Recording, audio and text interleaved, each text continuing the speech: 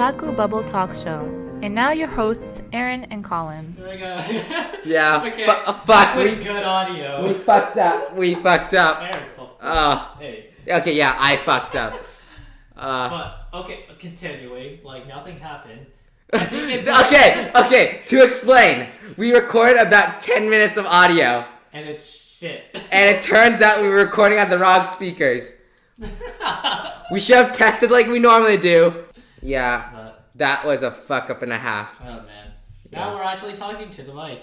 Okay, so I guess we got out the persona talk, so that's okay. That's okay. Alright, okay, so let's just finish this up. Okay, so Cabaneri, I like the main character because I prefer the main characters that kind of have like that small special thing that like it's not like they grow up to be super powerful, but it's rather that they fit the circumstance. Where like his steam gun can pierce anything, but you have to be extremely close, and it doesn't have the range of like a rifle. yeah, so. he's not overpowered shonen.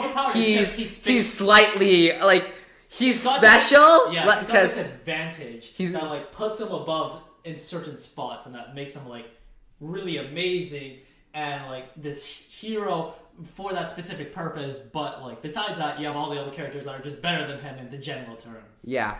Alright, so welcome to the Otaku Bubble Talk Show. Welcome, we're back. Well, again. Well, they're not gonna see the back, but okay. Whatever, fuck it, we already explained what happened. I'm Aaron, your host. Did I say it was the Otaku Bubble Talk Show? Yeah. Welcome to the Otaku Bubble Talk Show.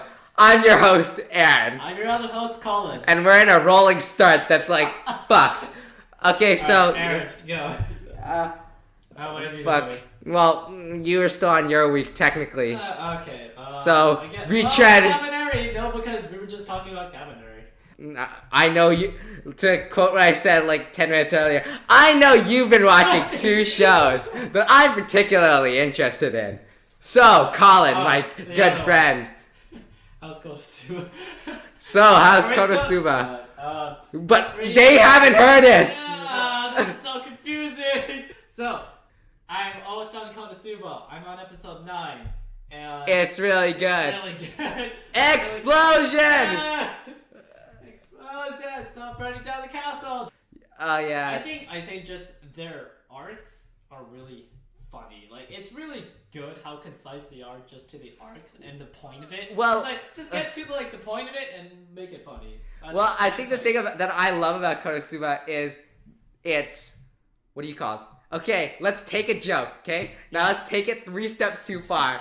Okay, now let's take it 5 more steps, and then we're good. I was like, take 5 more steps, traumatize Aqua, and then we have to have darkness think something just so narcissistical and perverted, and then we have Mega Man blow it all up. But yeah.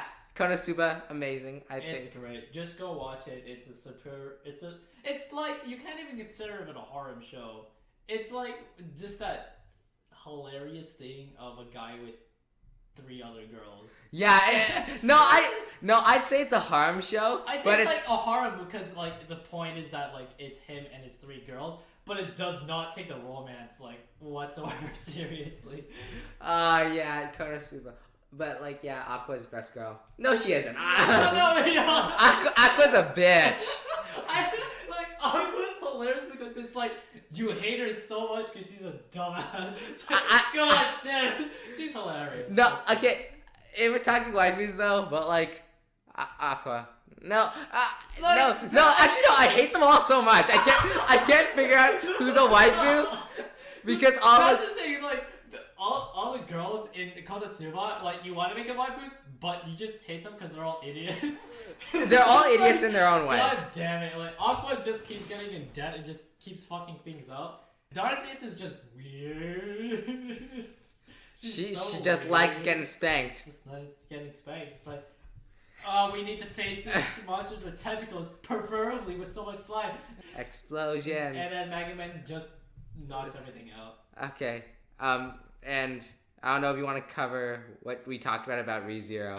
Yeah, I just kind of calculate. It's like ReZero, kind of hesitant with it, but I'm gonna check it out because it's like essentially KonoSuba's Alma's KonoSuba's starting point. Starting point. Starting concept of a guy in a new world where his life meets sucks. Girls and his life sucks. Yeah, because he has nothing, and apparently just takes a darker route. So I'll see. Like maybe this is like the new kind of meta where the SAO started the video game, and now we have like all these starting in a new world. Yeah, I'm not particularly fond. Like from what I watched of ReZero, I'm not particularly fond of it. I think the first episode was just too light on what the show was about.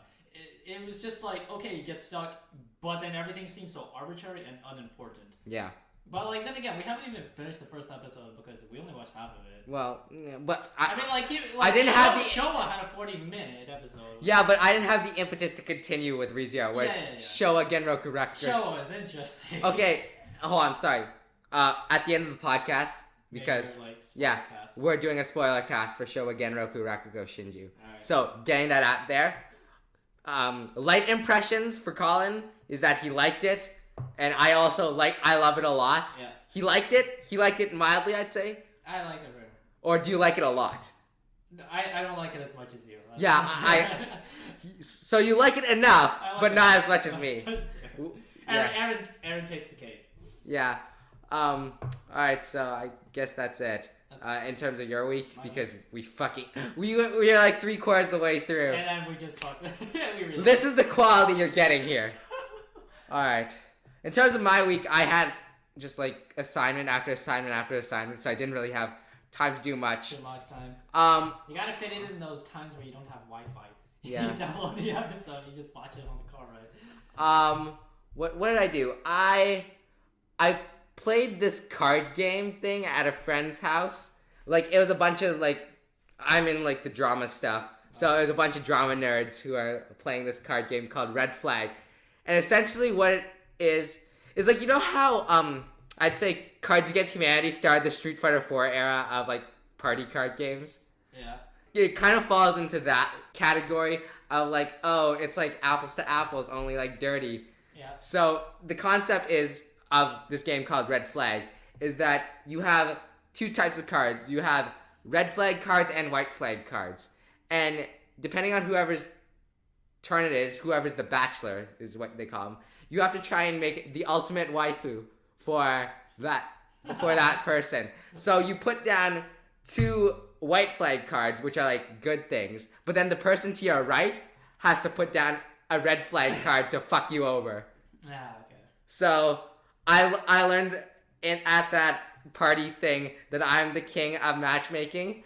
I'm the king of waifus because my kill count was like significantly higher than like the most anyone got was like 2 or 3. I had like 8 or 9 victories. So the goal is to eliminate people's waifus. Yeah, no, the goal is for the bachelor to pick the best waifu for her or him or whatever, and then whoever takes that gets a point. And so everyone's like scoring 2 or 3. I'm scoring like 8 or 9 by the end of the night. So yeah, I am the king. Where are my swag shades? Where's my Swag King shades? Where are my harem members? Baby, yeah! Number 2. I love yours. Yep. Besides that, I did squeeze in some more Gundam time. Yeah, you know, what I totally forgot, I was about to move on to finish all my other shows, and I was like, oh my god, I have not finished Iron Blooded Orphans. Oh, okay, so, not talking about, what timeline is that called? It's like called post-disaster. Hell if I know. It's complicated. I'm, if you haven't been paying attention. Are you watching, 83? I watched one more episode of 83, but I still need to get back to it. Okay. But basically, if you haven't been following the podcast, I've been traveling through the Universal Century. Yep. And so... get to Unicorn. Well, it was initially to get to Unicorn, but now I'm trekking back through. I've done Gundam OG, Gundam Zeta, Double Zeta, Unicorn, F91. I'm working on 0083, but what I started this week was Gundam Thunderbolt. Yeah, the new one. Yeah, it's new. December. Yeah, it started in December, but most of the OVAs came out within the past month. Yeah, okay. It's really good. I don't know what. Like, if you want to talk Dante like, last week we were talking about Annabelle Gatto and Ko being, like, rival characters. Yeah. These are actual rival characters. Where true rivals. Where they are very Dante and Virgil. One's blue, one's red. They're both assholes to each other.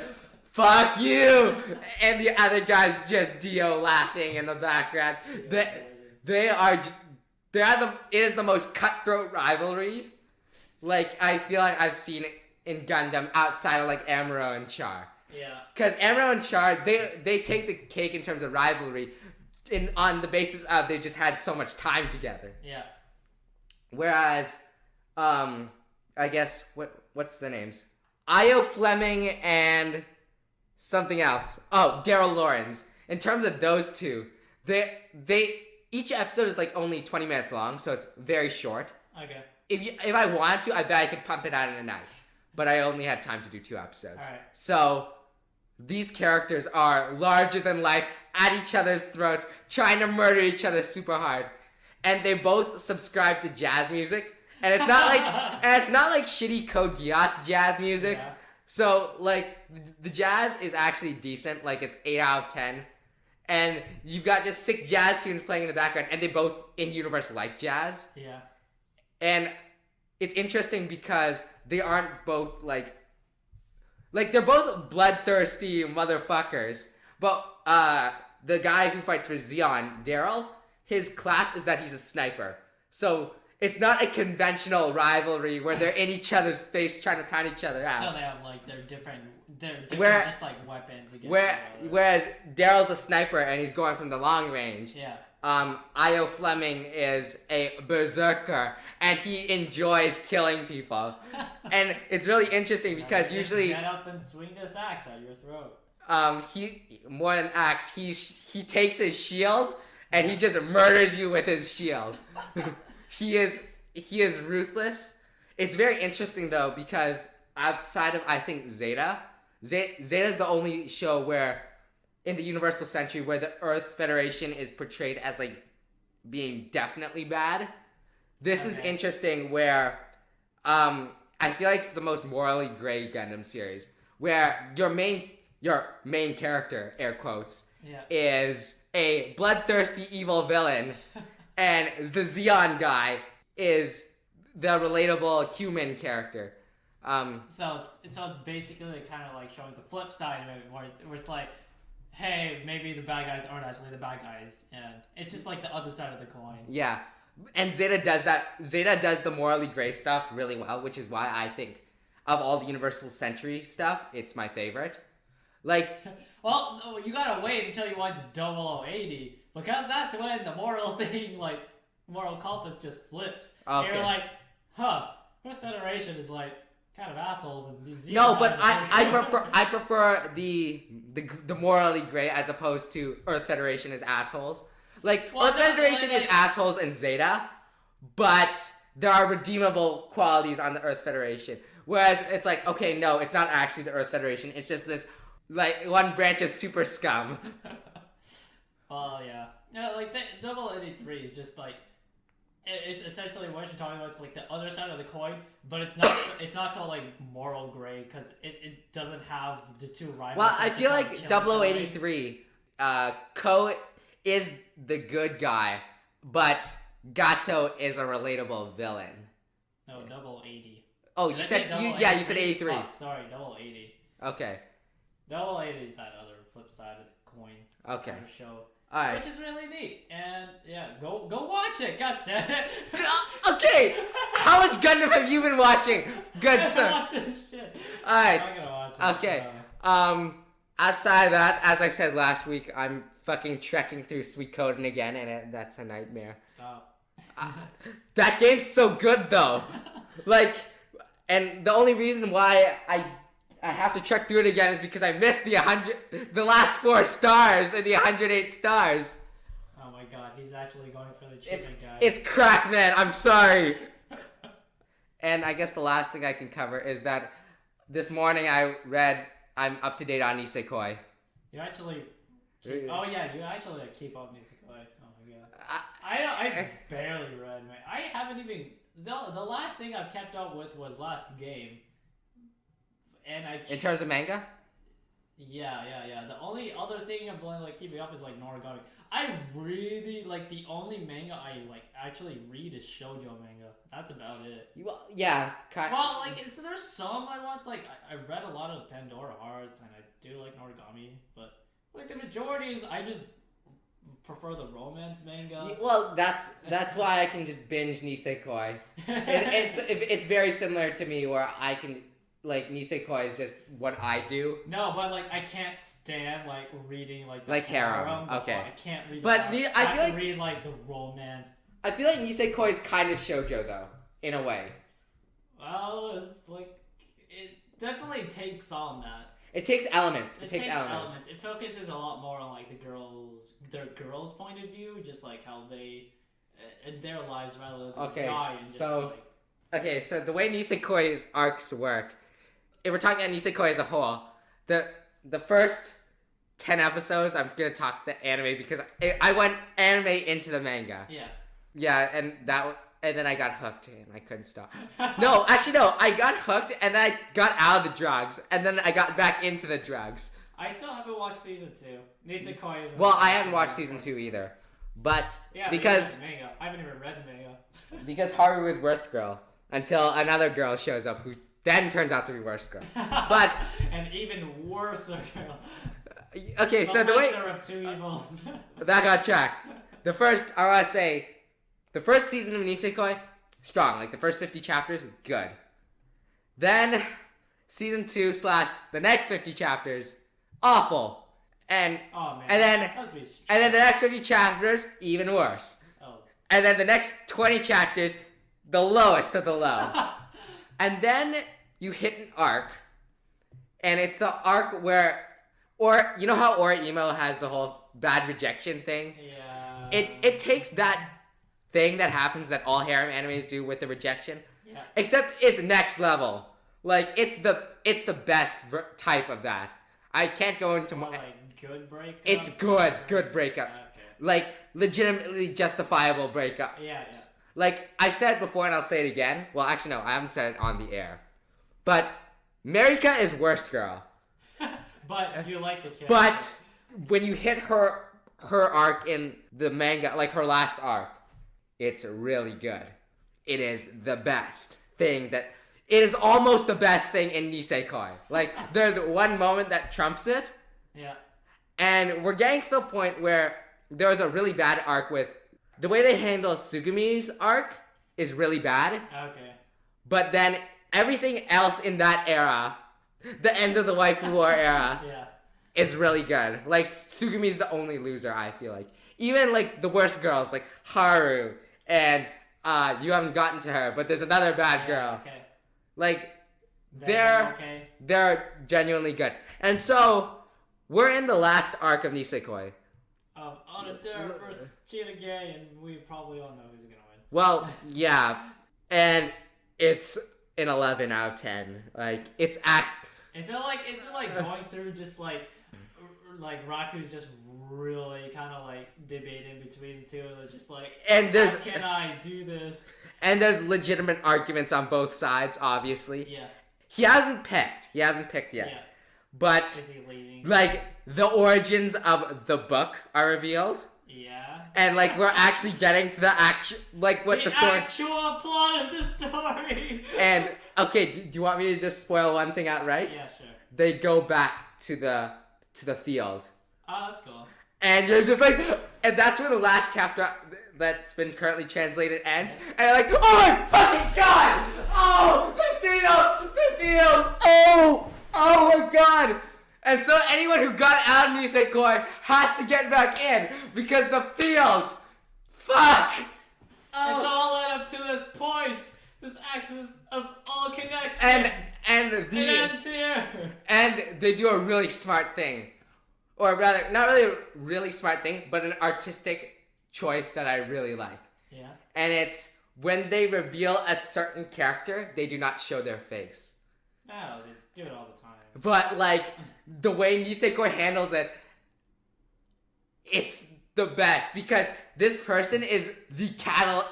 The catalyst. It's the catalyst to everything in the Nisekoi verse. She is the key. No. In a metaphorical sense, yes, she is the key. She is the key. And oh my god, yeah, So how would you recommend Nisekoi? Because you have to go, okay, the first bit is good, but then it keeps getting progressively shit until it hits rock bottom, spikes, it plateaus for a bit, spikes down with Sugumi, spikes back up, and it keeps going until the where we are now, which is like, what the fuck? This is amazing. Like, how do you recommend an anime or like anything, any piece of media like that? Go read the manga. That's it. But like the manga's a slugfest. That's it. What do you think? Fucking like people that read One Piece are just. Shout out to some slow. If they can watch Naruto, they can read Nisekoi. I know people who are like, yeah, I watched all of I read all of Naruto, read all of Bleach, but they can't stand Nisekoi, and like I get that because I'd imagine because it's a different style of thing. Oh, I just like if you like harems, like and you like romance, go read if you Nisekoi. That's it. Like you don't need to talk. But about then you get the bad romance parts. Like you get the bad romance thing. All you do is just be wary and like whatever goes to shit, but it gets good after. That's it. You know what it is? It's fucking Sword Art. Where like Sword Art's good, then Alpine happens, and then Gun Gale kind of picks back up, then Alicization happens. No, that's complete bull. I refuse to accept that Alicization is amazing until I read it myself. No, it's okay. Alicization starts good, then ends up shit. Because everybody's just like Alicization is like really good, like. No, it's not. No, it's not. Not really good, but like Reiki Kawahara has really improved on his book. But then it's like the thing is like, well, SAO is apparently what you guys really like, but then like apparently he wrote this shit after, and then he's like good all of a sudden, and you're saying he got it better because as time progressed. But then you're saying that the first novel that he did of the series is better than the rest. And I'm reading Progressive, and Progressive is like awful. Yeah, but fuck.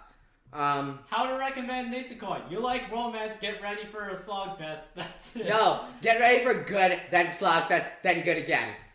Okay, that's how you. That's like every manga ever. But like, it's like the beginning's good, it gets pretty interesting, then it goes bad. But the one thing I'll say about Nisekoi is that the ending, like what I'll call the ending, where all the waifus are getting shot in the street. That section is about 6 months of like someone writing a weekly thing. Okay. So it's it's like 25 chapters ish, but it's really good. Like the ending is drawn out, but you want to keep reading. Yeah, I imagine. Like I think it's just like the strongest thing to do with anything is just end it well. That's it. Like because just ending it well is what makes a show just like so much more recommendable when it has a good ending. Yeah. Because that's the last thing you see of the show, the ending. So if it ends bad, you're gonna be like, oh man, that show was shit. But it probably wasn't. It's just the ending was shit. Shoutouts to Mobile Suit Gundam 00. Fuck. Fuck. Well, that show was good, but the ending was just so good. It just leaves a bad taste in your mouth. Yeah, it's like Setsuna came in your face, just like a bad taste in your mouth. Transfer priority. Transfer. No. Okay, podcast title established. Setsuna came in your mouth. Priority transfer to Setsuna. Okay, we will be back with the news in a second. Thank you very much. Setsuna came in your mouth. Settle transition.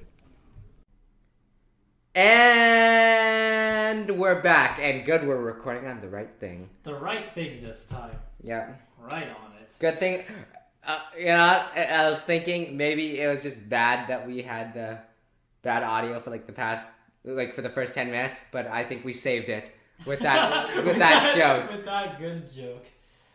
Oh man. Yeah. Good jokes will save any podcast. Alright, so into the news article. So we were just talking about waifus, right? And you know who's a good waifu? A lolly. Whatever you say, you pedophile. No, they're innocent and adorable. You pedophile. No, they're not. I am. I'm not. What am I saying here? Yep, you're a pedophile. Admitting it. Alright. So, speaking of pedophiles, GochiUsa, or as you know, is the Order of Rabbit, the best fucking moe show, unargued, and Yuri cannot top. Oh, fans are coming. okay, you know what? Kill me. You know what? I like K-On! A lot, but I really like GochiUsa from what I've seen of it. But I'm like, the thing is like, okay, sorry. It's like K-On! And GochiUsa are like two very different things. Because I think they're really similar though. No, because like what I think is like it's like this dividing subgenre within the moe genre. But like K-On! Actually has like this music thing going, but like K-On! Isn't Lucky Star where it's completely arbitrary, just life things going on. But I don't know. For the life of me, I could not watch Lucky Star though. It's just I love Lucky Star. I can't. It's like, I'm probably get back to it, but I was like so bored the first 2 episodes. I'm like, this is literally slice of life. It's so okay. boring. We should probably explain the topic, which is so GochiUsa's got a special episode announced. Yep, GochiUsa, or should we call it GochiUsa? But it's the order. Gochimanisagi Desu. God, Gochimanisagi Deska is the Order of Rabbit. There. Just is the order. Rabbit, the rabbit does have an order. It's for a lolly. Yeah. From what I've seen of it, I like it. I don't know. You like it a lot. I know. I love it so much. Its characters are just great. Shoot. Who's best girl again? It's the Sari Hayami character, right? Chino. No, you're a liar. No, Chino's best. Yours is Rize. No, that's No, I'm talking about Green Mountain or whatever the fuck her name is. Oh, Sai. No, not. Blue Mountain Aoyama. Yeah, it's Blue Mountain Aoyama. That's the Sari Hayami character. Because if you don't know, I like her voice because Sari Hayami is amazing, and anyone who contests that can go die in a hole. Oh yeah, I'm speaking of just like the characters. Chino's voice actor. Oh my god, I forgot her name. I should have brought this up, but like she's voicing one of the characters in ReZero. I was like, oh, that's interesting. I'll probably go watch ReZero for that because I think her voice actor is amazing. All right. Just like because she really fits that like light tone of voice, so she can totally do it. Right. Okay, speaking of voice acting, I guess that's a good jumping off point. You know who's a decent voice actor? Well, I'll say he's a good voice actor. I know what you're talking about. But in terms of acting specifically, not what the shows he's been in. No, but even then, I've told you I've had problems with that. Like, the only thing Dan Machi is the only his voice. Okay, we're talking context. Okay. I'm gonna be. We're talking about Yoshitsugi Matsuoka. Yoshitsugi Matsuoka. You're still fucking out. I just call him Matsuoka. Matsuoka. Yeah, for context, I keep saying context. He voices Kirito. He voices Starburst G and that guy from Sakura Cell that you probably don't remember. Sarata. I know his name. Sarata. Okay, let's be clear. Sarata from Sakura Cell. Kirito from Sword Art Online. Soma from Shokugeki no Soma. That weird yandere guy in Code Geass, Akito the Exiled. Yeah. And Danmachi Bell guy. Is that his name? Bell? And guy, main character from Trinity 7. What's his name? Oh, I need to watch Trinity 7. Yeah, Trinity 7 was the other harem. He's in harem. He's a main character no matter what he does. Yeah. Or he's the rival character that gets his shit kicked in, like in irregular Mahoka Kokono Retose. He's He's not that guy. He's guy who gets his shit kicked in. I hated that. That was awful. Well, his character's good. It's just he's stuck in a shit show. No. But I hated the rival character that so much. Okay, so yeah, Matsuoka. Okay, Matsuoka. He is revealed to be the author of a comedy manga about voice acting, which makes sense because he's a voice actor. And you know what actors nowadays in Japan, people cycle through them so hard. Like, I think your acting prime in Japan, if you're a female, is about 30-40, and then you're out of the industry nowadays in terms of voice acting. Oh yeah. Yeah, it's really rough nowadays. Damn. Like, your peak is gonna be about 20 years, and then you're fucking done. Whereas if you're like Sho Hayami or Tesho Genda or like one of those older male voice actors, like you're gonna get roles constantly. Like I think I've heard. That's probably just due to the fact that the girls' voices have to be that high pitch in order to fit the character archetypes. No, but it's also that the whole idol culture in Japan. Oh, okay. It's also one of those it's things. All just like you gotta look good for it, and yeah. Matsuoka looks decent, I think. He very much plays up to that idol thing. And you know what? One thing I will say is that I bet 20, 30 years down the line, he's gonna need to do something when his career is washed up. Like, cause like the thing is like Matsuoka, and I'm saying with him is like good voice actor. It's not just like bias of the shows he's into, but it's like I've watched pretty much all the shows he's into, and I've listened to his like voice acting, and like the only character he really nails is Kirito. I'd say Sarada he nails. So Rada is so Kirito. That's the thing. Okay, so the archetype you mean? Yeah, because like the archetype is just like because Sarata is unlike Kirito, but but like the vocal archetype. Yeah, just the vocal archetype is so Kirito. Like, cause what I told you is like Damachi is so bad, but like also in Trinity 7, it wasn't even.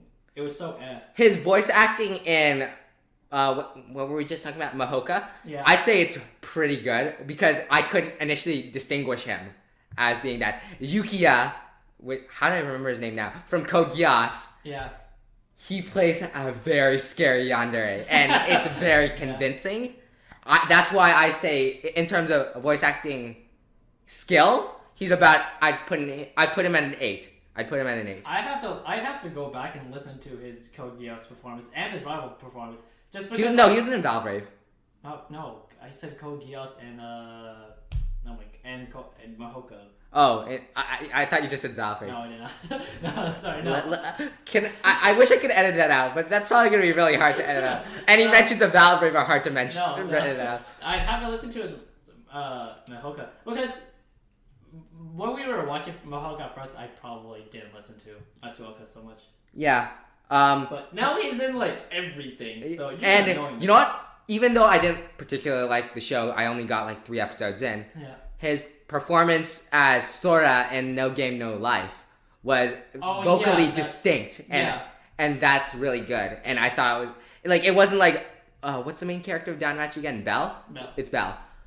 It's not like Belle, but he goes deeper, and I think that's where his strength is. Yeah. Because he traditionally plays high pitched characters. I think. Well, like the Kirito again is like the section. Well, Kirito's really high like voice because he's made to sound like a teenager. Yeah, but actually no. Hold on. When I say high pitch, I'll put it medium pitch because Belle's actually high pitched. And that's bad. Sarada Kirito range is normal. Is medium. Yeah. The guy from Mahoka, whose name I'm gonna not remember, is about like low medium. Yukiya from Code Geass is back up to I guess where Kirito is, but it's a yandere twist, so it's distinct. And Sora is like low. So yes, Sora's is you can just definitely tell it's him because of his television. No, like his just natural voice. His natural voice, you can tell. What, you can't tell? No, you can tell from his natural voice. His natural voice. Not his archetype, what he's playing. You can tell from his natural voice, but it's still good. Like I think like if you just give him just like any show, just if you get the voice dialogue, not voice dialogue. If you what's the word for it? Sorry, voice direction. Yeah, the voice direction. The voice direction. So if you get like good lines and voice direction, then like Matsuoka is like really good because he's actually like a good voice actor, but exactly, he's an 8. I haven't seen him like be given a chance to just perform these amazing things other than like No Game No Life, which I think he really nailed. If you want the best, even though the show isn't particularly good, his best voice acting is in I think Code Geass and No Game No Life. Yeah, it's just he's given the chance to do it and he can really like outperform and it sounds really convincing to him. Where like other shows, it's like Sakura, so many people had problems with like Sorata, so I think that's just a detriment that like if you don't give him just like most guy voice actors, I'd say, rather than girls, if you don't give them that kind of like the dialogue, then they don't come out as well.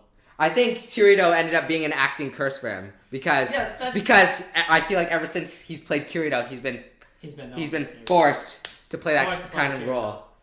It kind of sucks just because like he has to voice Kirito, otherwise like you can't just replace another voice because nobody sounds like Kirito except Matsuoka. Yeah. Which like kind of sucks because whenever what's his name sounds like him. He's an up and comer, Ryohei Kimura, but you don't know who that is. No. All right. Like at least it gives him like definite jobs, so whenever he needs a job. But and going back to the manga, when his career washes up, it'll at least something to lean on. Something to lean on. It's just like I've been main characters my entire career. Okay, here's how we get meta. That manga gets an anime adaptation, and he plays the lead. Yeah, that's it. Oh man, that would be the most meta shit.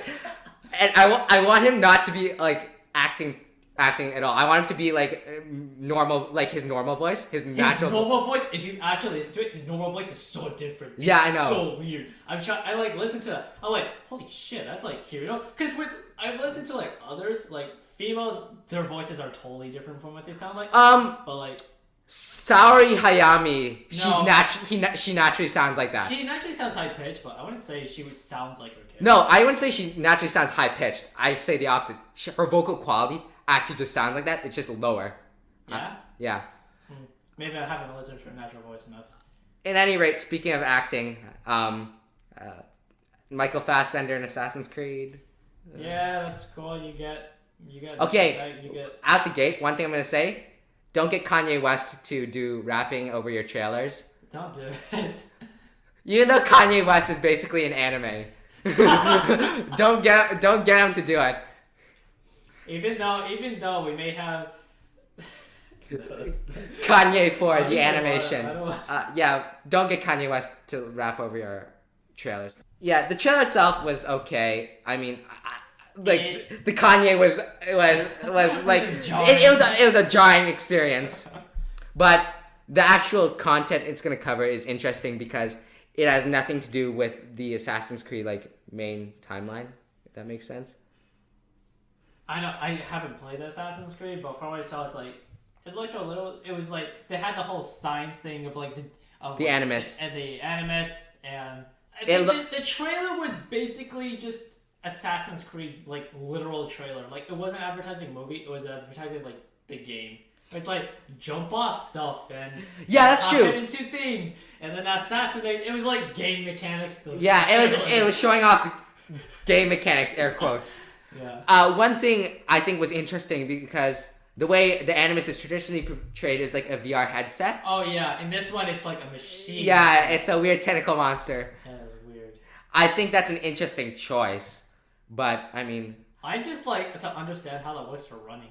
Yeah. Like, what is it like run with it? I think he's just running in the spot. That'd be so weird. But yeah, overall, I'd say I'm at about a 7. I don't think it's gonna be good. I don't think it's gonna be bad. I'm hesitant as anything because that Ratchet and Clank movie did bad. No, actually, did you? The reviews on it were good. Really? From the reviews I saw was.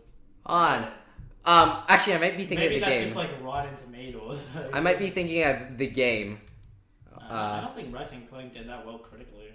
I don't think it was that good.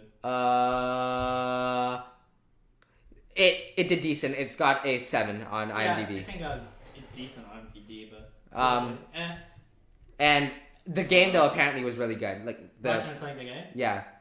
Oh man, I'm so looking excited. I'm so for it. I love Ratchet and Clank, and now it's kind of like just speaking of like games going back to the original, with like Ratchet and Clank going back to the original. Doom, yo, like. I know you're not Doom, but the Doom campaign is actually really good. Does it have Dwayne The Rock Johnson in it? Let's not talk about the movie, please. Alright, Man, okay. Speaking of movies, the writer of Jurassic World has signed on to Pacific Rim. That makes, honestly, like, it just makes sense. Yeah. Like, hey, you did dinosaurs attacking people, why not robots? His credits are mostly like sequels and that kind of stuff. I didn't do much research into him, but I don't know. It seems like did you like Jurassic World? Because I thought it was about a 7. I think it was okay. Yeah, it was okay. I know there are people who are really upset with it. I know there's people that will never forget the Raptors, but yeah, I know there are people who are really upset with it, and I know people who are really liked it. Really liked it. Yeah, I think it was just divisive. I don't think. Like, I wouldn't recommend it to anybody that wants to watch Jurassic Park. Like, I'd say just watch the original. Yeah. But I don't think Jurassic World is a bad movie. It's just okay. Yeah. Alright, that's the end of that. This is a good jumping off point, so I know we have a list. Yep. To be I'm meta. not following it. But because we're jumping off of movies, I mean, yeah. you know what place makes good movies? Disney. Yeah. And guess what's and you know what's shutting down this week? Disney Interactive. Is it Disney Interactive? Well, it's been announced that it's going to shut down, rather. Oh, okay, yeah, because I thought it was just like. So video games are done. Yep. They're going to still keep licensing. They're going to wrap up Disney Infinity within like the next few months, and then they've just gone overboard with that. It's kind of sad though because LucasArts got absorbed in, and then they got pushed to a skeleton team, and now they're actually getting shut down. Yeah. That's probably the worst way to go. Like. So Disney's not making any games, period. Yep. So EA has the license to Battlefront, I believe. Yep. So they can still make stuff. They're gonna make Star Wars games. Disney owns Marvel, right? Well, yeah, Disney owns Marvel. Yeah, so they can't make any Marvel games. Well, see, here's what I'm hoping for is that now that the assets are like in the open, or rather, now that anyone we're gonna get other developers to develop games. Well, what I'm secretly hoping is that Capcom snags that license back. Capcom versus Marvel.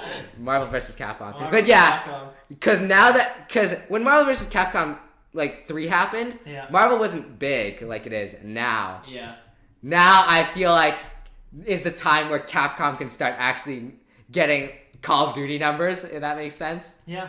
And then everyone's like, oh, who are these characters? What's this Street Fighter thing? And I feel like if Capcom can secure the Marvel license again, it's gonna be fucking huge.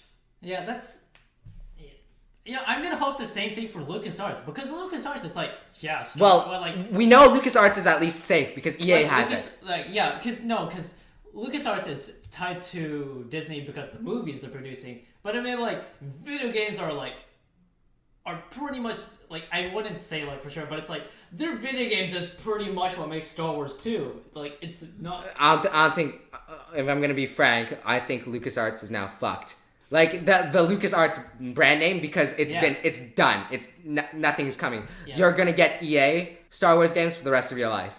It's the sad truth, but... Yeah, that sucks. Like, maybe if someone buys the LucasArts name... Yeah.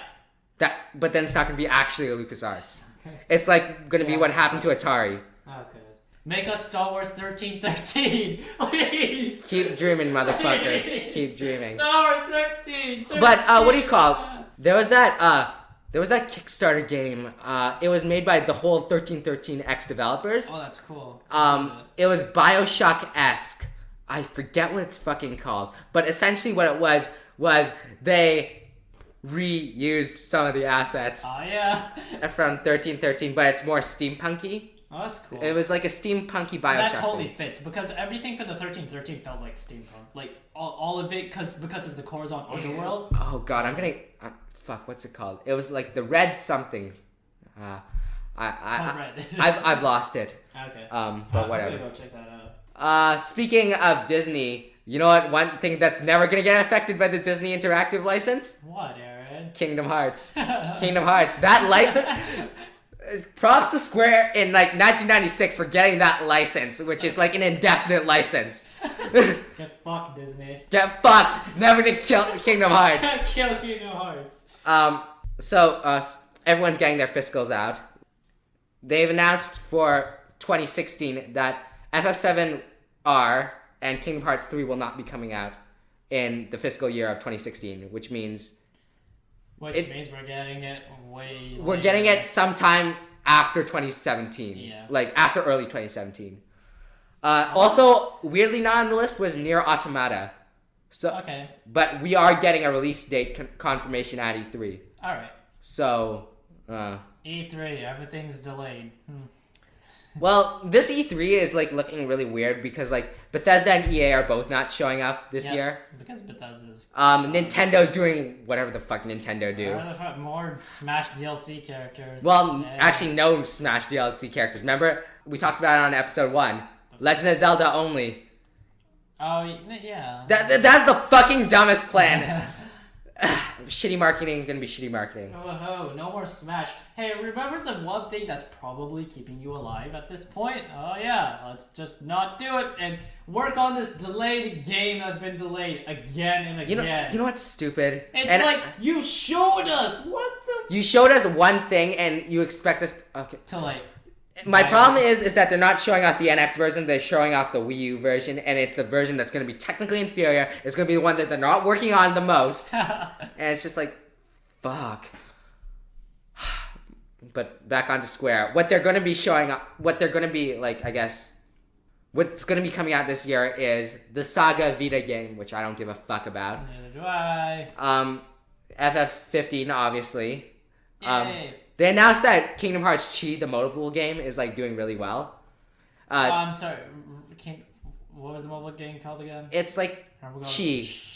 It's Chi, but it's written X. Well, we're gonna get into bad naming conventions later. No,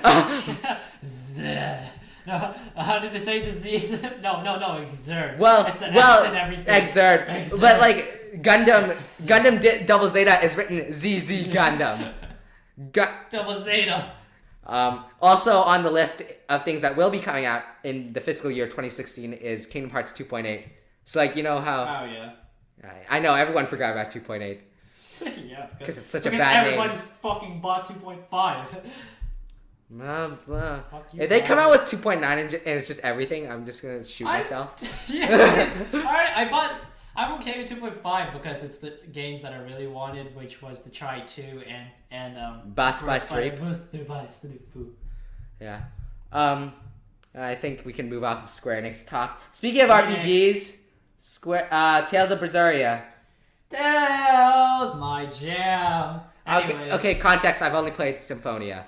Context, I've played like everything. I haven't played everything, no. I wish I could, but I haven't bought them because they're nowhere. Because fucking Tales is obscure to find in video games. I feel like if you're gonna talk like a Call of Duty to Battlefield scenario, I feel like Final Fantasy is Call of Duty and like Tales is Battlefield. But I feel like but like Battlefield's actually sold. Tales, it's like, when the hell do you ever see like Tales? No, but like I mean like in terms of like, because like RPG popularity is like much more, what's the word, lower scale. Yeah. Like Final Fantasy is like the Call of Duty. Tales is like the Battlefield, and Persona's hitting where Tales is on the basis that Tales. I'd say Tales is a lot more popular in Japan than North America. No, but like, okay, think about how big Atlas has pushed Persona, like in the past, since Persona 3. Yeah. We said we weren't going to talk about Persona. We're not going to talk about Persona. But Tales. Yeah, so Tales. Tales of Berseria, this is kind of late because a lot of this info has been released like a while But then a bunch of info just came out like in the past 4 hours. Well, how much? Because at least I was like, oh yeah, more of the Team Rocket character. Rocket duo. Well, it's Artorias is the main villain. Yeah. They showed off Team Rocket. It's Artoria and Teresa. No, Oscar and Teresa are the side characters. Yeah. They showed off Lizard Man in the past 4 hours. I love Lizard Man. It's like, yes, another strange Animal Man companion. Tales doesn't really do animal companions. I don't think any of the games. No, but it's not an actual animal companion. It's like half lizard, half human. Not like animal companion. I mean like. Demi-human or demi-human, yeah. They haven't actually done that for characters. They generally remain human. So I'm like, yo, lizard guy's gonna be part of your crew. That's sick. Yeah, and I'm not even sure I tried to do a crash course. I failed. Okay. What exactly is the story of Berseria? Because it's something about a vengeance plot. Yeah, so the vengeance plot, it hasn't been revealed too much. It's just that the main hero exorcist, what was it? Velvet is her name. Velvet, yeah. Velvet. Velvet's the main black-haired chick. Yeah, no, not the girl. The lolly? The guy. The guy lolly. No, the bad guy. Artorias. The Dark Souls character. Sorry, forgot. Sorry. Artorias is like the main bad guy. The whole thing is that he's like the good guy in the view of the people. Just like he cleansed all the demons and stuff from the land, and so the whole thing is that the bad guys in terms of like us being of like a Velvet's view, and she has to like fight through, are like the good guys in the view of the world because of the exorcist that killed the demon. So it's Drakengard 3. Alright. Yeah. But it's like she just has some kind of like past with it, and like this horrible past or whatever, that now she hates them and she wants to go like kill them all because I'm gonna kill them all. Alright. Speaking of RPGs, they're also pretty important, although they skew more to kids. Yeah. Pokemon Sun Moon showed off their starters. Kids, that's funny. Yeah, everyone I know is like a 30-year-old man. Yeah, everyone I know plays this game is like 30-year-old. Yeah, but the new starters for Pokemon were shown off. Litten, best Pokemon. Litten? I'm really feeling Owlet. Rowlet, yeah, Rowlet. Not much. I like Rowlet. No, okay, I can't stand what is it? Pig. The sea lion. The sea, whatever the sea. Really? The So sea. I showed them off to like my drama friends because I'd say they're about cat. They're not none of them except for like 2 or 3 of them are like actual gamers. Yeah. But like for some reason the girls gravitated towards the blue sea lion. Seal. Yeah, I know. No, I asked one of my friends too. She was like, "Yo, I like the seal." I'm like, "Screw you, your seal." And they gravitated towards Rowlet, which I can get behind. Yeah, and most people I'd say like Rowlet is at the top, and then like the seal and Litten are like at the bottom. Poplio. Yeah. Whatever.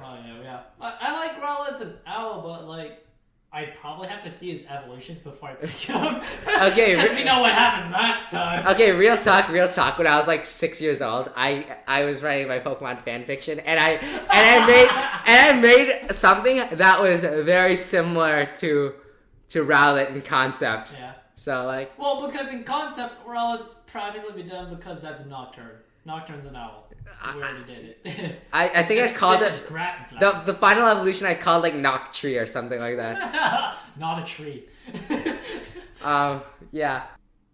Kind of sort of changing them, but this is like an extreme. That's an owl. Rowlet. That's a kitten. Litten. And then the seal. I have no idea. I don't know where that came from. Whatever. They're adorable. They're cute. I guess the last thing we can talk about is Wild Arms. Oh, I've not played Wild Arms. Okay, you know so I've never completed any Wild Arms game. But do you know the concept of Wild Arms? You've probably told me numerous times, and I've just forgotten. Okay, for the news story, Wild Arms 3, it was initially rumored to get a port. It is now getting a port. Yay! To PS4. I haven't played 3. I've played 1 and 5, and I haven't beaten either of them, but they're pretty good. And how to describe this? Those games retread what JRPGs are. Like, they are very much traditional RPGs. Yep. In the same vein as like Final Fantasy, Persona. But the key difference is, like Persona, is the setting, where the setting is so fucking awesome. It's the Wild West. It's a Wild West planet. Everything is steampunk. But, hey, my jam. But it takes place in the post-apocalyptic steampunk, wherein... Cabanary. No! I like Wild Arms' universe way more than Cabanary. Because everyone's a desperado. Well, everyone's a desperado, sort of. Yeah. And it's all swords and shit. But the concept is that if you've got a gun in this universe, you are considered a demon and a god. And your guns, your guns, depending on which game you're playing, your guns will do, like, magic shit or whatever. But, like, I prefer it where it's just like, okay, you've got a gun, this lost technology, you are a fucking badass. Because, like, I'm a wizard, I've got a gun. And it's not, like, a traditional idea of a wizard. Yeah. And we might be getting an E3 announcement, and if that an E3 Wild Arms 6. Oh, that's cool. And because the series creator... Oh, by the way, I should probably mention, this might get you interested. The people who make this are the same guys who do Valkyria Chronicles. I haven't even finished like the 5th mission of Valkyria Chronicles. It's so hard. Holy shit. But Valkyria Chronicles anyways, is fun, but the main creator of the series, he's been subtly hinting that we're getting Wild Arms. And if that's like Sony main stage, I might flip my shit. Like Wild Arms. Ah. Because we're probably getting Persona and Wild Arms on the same stage. And it's like, JRPGs are back, man. JRPGs, come on, guys. Westerners have proven that they are inferior with RPGs that do not contain FPS elements. And the best Western RPGs, in my opinion, are the ones that pay homage to like JRPGs, like Bastion and Transistor. Hey, those are both really good. Supergiant Games shout out. Yeah, Supergiant Games. Do your shit and just continue. Oh, I love your stuff. All right. I guess that's it for the news. So we will be back with the Waifu Warzone. Oh, and Showa. Well, actually, let's skip the Waifu Warzone this week. Oh, that's my favorite part. No, but we'll be back with the Showa cast. Settle transition. Hey, this is Aaron. I just finished wrapping up editing for this week's episode of the podcast. And I just wanted to remind you that the next section of the podcast will contain spoilers for Showa Genroku Rakugo Shinjuu. You have been warned. Thank you for listening, and we appreciate your continued support.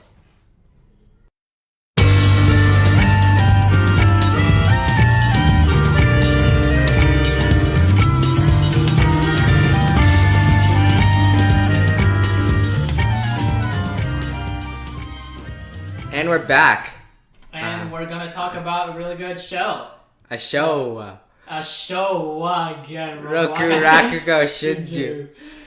A Lover's Suicide by Showa era Rakugo. First thing I want to talk about, because I'm leaving a vocal reminder to put the OP right here. Remind me. So the opening, I feel like, establishes the tone of the show so well. I feel like just the opening music itself establishes like a good tone. Yeah, that's what I mean. Yeah. It is so good. It's like, it's soothing, it's quiet, it's melodic, and it's like... And it's dark and jazzy, and also Japanesey. Japanese. Like, the whole soundtrack is all jazz and Japanese, traditional music. It sets a really just good setting, because that's the entire point of it. It's like, it's nothing like super dark, nor is it anything super actiony. It's just this guy's... It has its dark moments, it has its light moments. Yeah. But it feels like watching... It's like the song itself just feels like you're listening to the story. It just feels like a story being told. Yeah. Well, I feel like the song itself is dark. But Yeah. the story itself of Showa is... It has light moments, dark moments, but overall, I feel like it feels like life. It feels... I know, like, it's such a just good show at being this narration. Every character, I feel like, has his flaws and... what's the word? Flaws and, like... Weakness. High points and low points, and, like... Every character feels believable, if that makes sense. Every character just feels like a person on the show. The only exception I'd say for that is just from like the lack of appearance is their kid. Konatsu? Konatsu. That's about it. But it's like she's I'm assuming gonna be a more main character in the second season, because we didn't get to see too much of her. We saw her like first episode and last episode.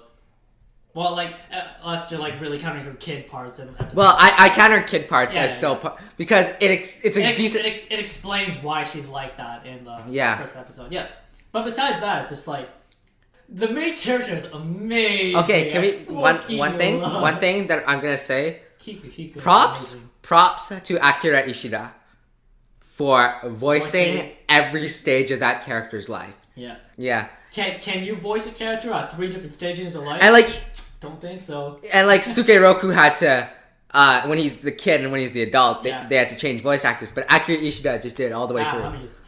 I got this, guys. I am Kikuhiko. Remember, he's forgotten his name. My name is Yurakate Yakumo. I've long forgotten my true name. That is such a good. That was such a good way to end that section, because it's just him walking onto stage and he doesn't know what he's living for anymore. Yeah. I think like the inheritance of the names is such a like an untouched concept that's like really good because it forms this like tight connection, especially like in shows where you have some orphan or whatever. It's just like this inheritance of the name that happens in show. It literally just creates this meaning of life in it. It's just like, who are you living for? It's like, you are meant to inherit this name. I don't want to. Yeah. Why should I? Showa puts a lot of emphasis on the name because it's one of the core things Sukeroku and Kikuhiko fight over. Yeah. I was talking with a friend about this a while ago, and not about Showa, but I think cultures where you have to earn your name are very interesting to study. And like in Japan in particular, that used to be the case, but it's died out.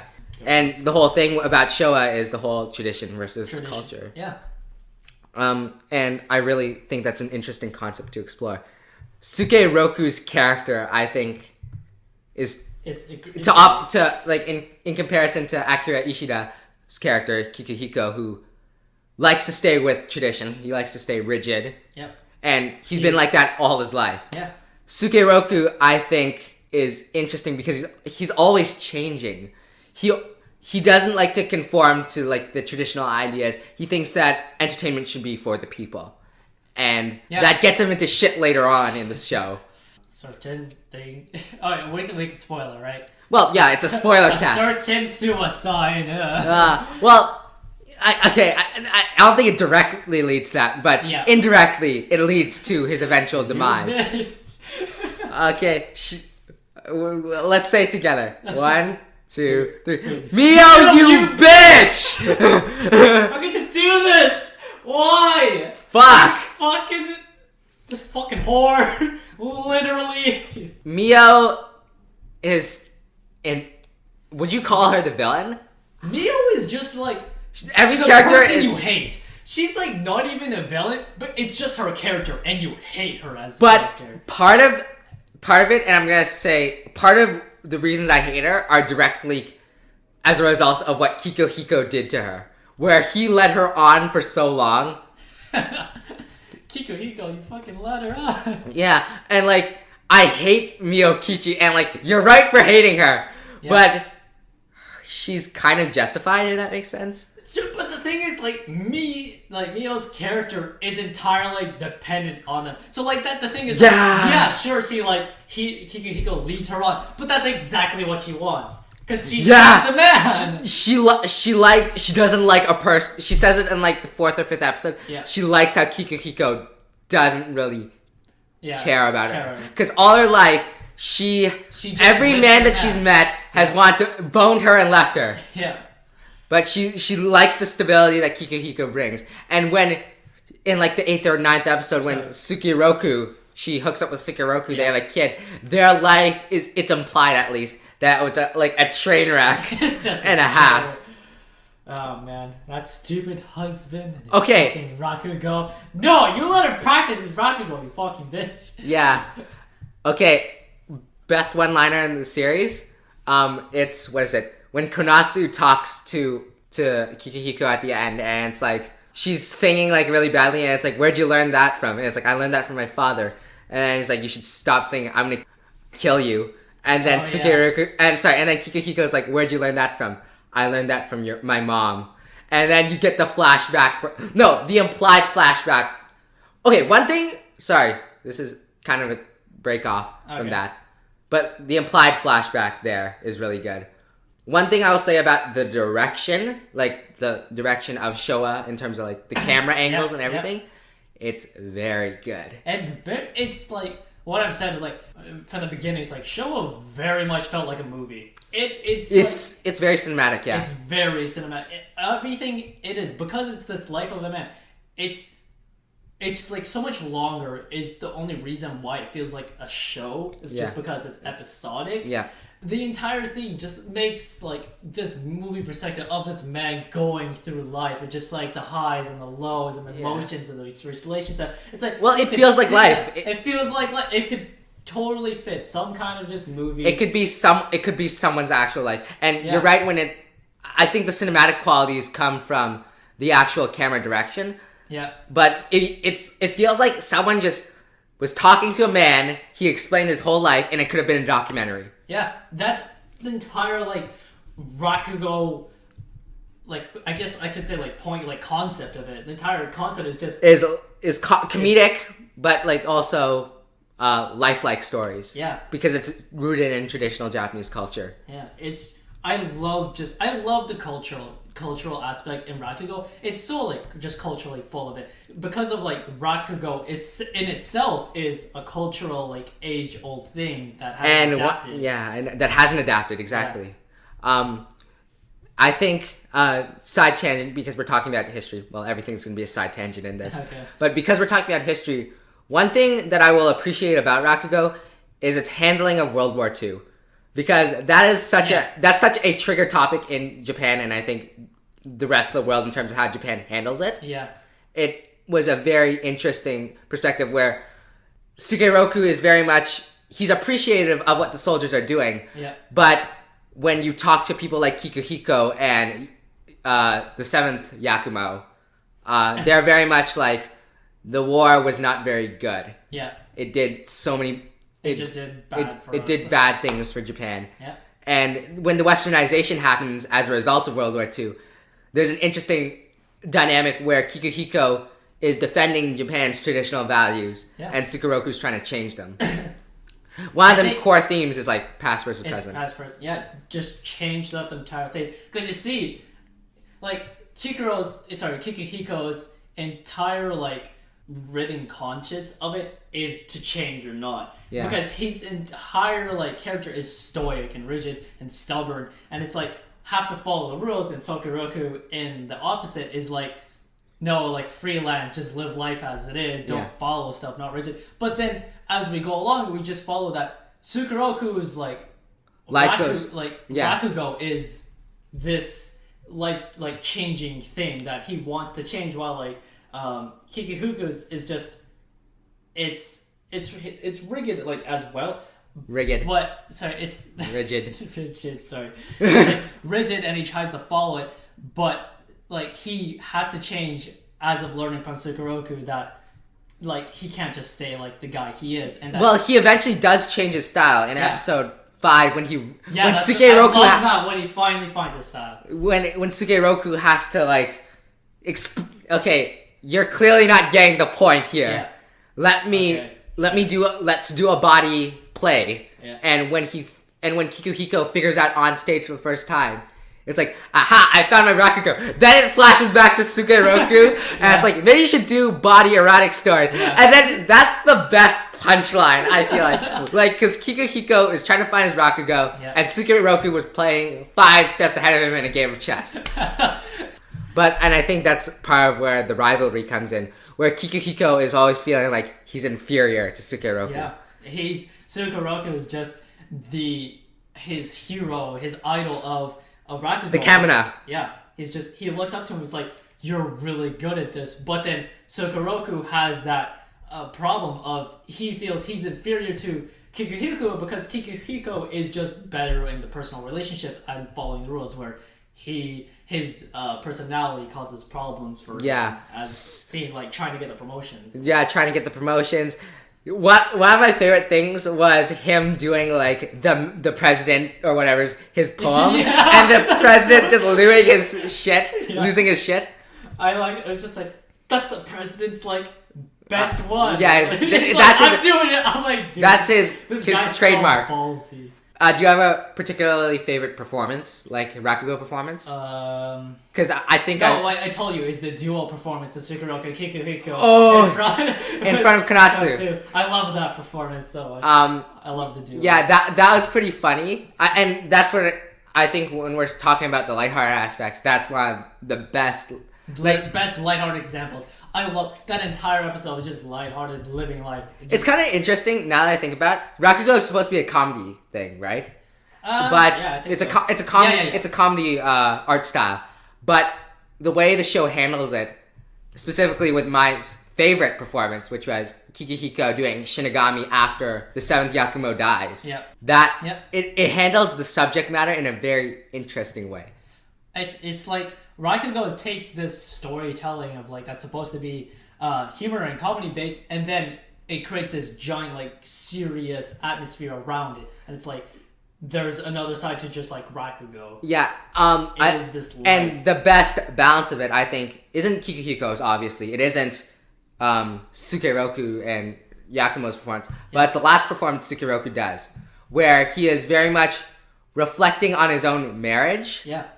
Or what was his marriage, but it's still funny. Yeah. It's this giant like kind of truth about himself. Yeah. He's telling this story, like revealing like this is what my life is now, but it's like this comedy at the same time. He's trying to kind of live with it, and this is how he's managing it. Yeah. He's just telling the story, and he's like the story of his life. The story of his life, and he's fucked up super hard, but yeah. That's how he deals with it. That whole last subplot, or rather the last arc. Yeah. It was so good. Like when it kicks off with Yakumo dying, the Shinigami telling the story, he goes off to find Sukeroku, finds Konatsu instead, then finds Sukeroku. Yeah. Okay, that one part where he's like drunk or whatever in the middle of his house. That was pretty funny. And when they first meet again, Kikuhiko just like slaps him with the suitcase. It's like Kikuhiko. Yeah, Kiku-chan. Hey. Second, right? I love like because like Sukeroku just like knows he's such an ass to Kikuhiko his entire life that give me more money for my alcohol. I'm not giving you more money, Sukeroku. Yeah, and it's so funny that we talk about all this past stuff, but there's the whole present day story arc, which is like 2 episodes, but I mean it's pretty practically 3 since the first episode was 3 minutes. But like it's so interesting because like we're gonna have a whole second season about that. Second season. And yeah, do you want to give like a score or something like that? Score, like hell, man! I give this 10 out of 10. 11 out of 10 for me.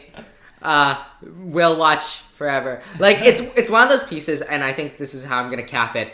It's one of those pieces where I feel like it's timeless. You can show it to anybody, any age, and it's just one of those like mature things that it's not just flavor of the week. It's not meant to be an. It's not a harem. It's not a shonen. It's not a.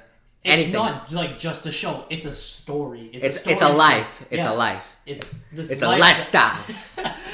It's this life that you can keep showing others and learn lessons. It's something you can actually like take back from.